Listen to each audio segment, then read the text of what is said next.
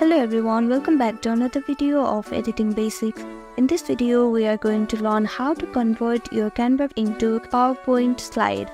So without further ado, let's get into the video. First step is to open your browser. Now on the search bar, type in canva.com. Now it will lead you to a home page of your Canva website, and here on the top right corner, you can see this Create a Design button. Click on it and choose your required template.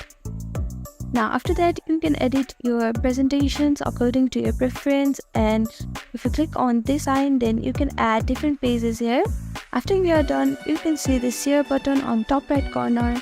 Click on it and here you can see this more option. Click on more. Now on the search bar, type in PowerPoint. Now click on this Microsoft PowerPoint logo. Now after that, you can see this download option here. If you click on this download button, then you have successfully downloaded your Canva project into your PPT slide. Thank you for watching this video. I hope this video was helpful to you. Please do like, share and subscribe to our channel. And don't forget to comment down below if you have any queries. Thank you.